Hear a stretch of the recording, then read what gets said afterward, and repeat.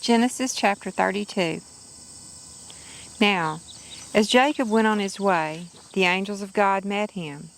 And when he saw them, Jacob said, "This is God's camp." So he named that place Mahanaim. Then Jacob sent messengers ahead of himself to his brother Esau in the land of Seir, the country of Edom. He commanded them, saying, "This is what you shall say to my lord Esau.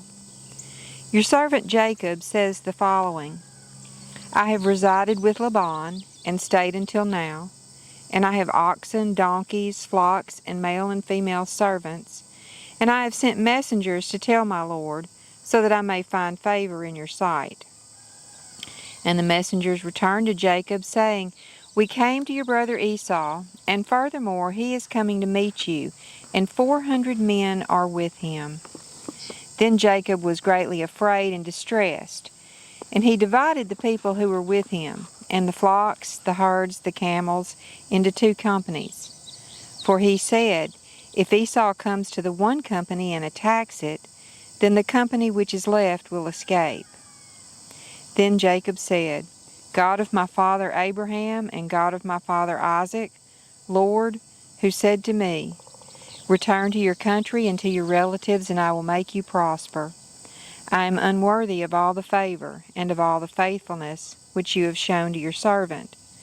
For with only my staff I crossed this Jordan, and now I have become 2 companies. Save me, please, from the hand of my brother, from the hand of Esau, for I fear him, that he will come and attack me and the mothers with the children. For you said, I will assuredly make you prosper and make your descendants as the sand of the sea, which is too great to be counted." So he spent the night there. Then he selected from what he had with him a gift for his brother Esau: 200 female goats and 20 male goats, 200 ewes and 20 rams, 30 milking camels and their colts, 40 cows and 10 bulls, and 20 female donkeys and 10 male donkeys. Then he placed them in the care of his servants, every flock by itself, and said to his servants, "Pass on ahead of me, and put a space between flocks."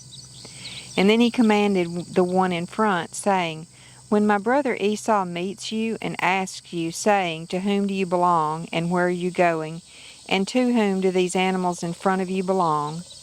then you shall say, 'These belong to your servant Jacob. It is a gift sent to my lord Esau, and behold, he also is behind us.'" Then he commanded also the second and the third, and all those who followed the flocks, saying, "In this way you shall speak to Esau when you find him, and you shall say, 'Behold, your servant Jacob is also behind us.' For he said, I will appease him with the gift that goes ahead of me. Then afterward I will see his face. Perhaps he will accept me." So the gift passed on ahead of him, while he himself spent the night in the camp. Now he got up that same night, and took his 2 wives, his 2 female slaves, and his 11 children, and crossed the shallow place in the Jabbok. He took them and sent them across the stream, and he sent across whatever he had.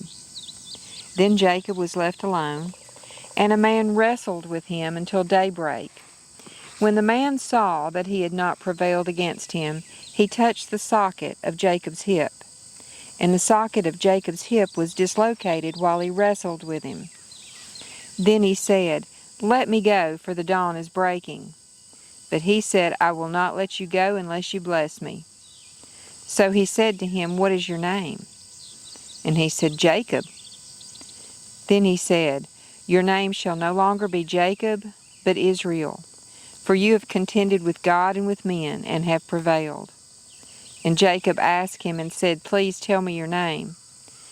But he said, "Why is it that you ask my name?" And he blessed him there. So Jacob named the place Peniel, for he said, "I have seen God face to face, and yet my life has been spared." Now the sun rose upon him just as he crossed over Peniel, and he was limping on his hip. Therefore to this day the sons of Israel do not eat the tendon of the hip, which is on the socket of the hip, because he touched the socket of Jacob's hip in the tendon of the hip.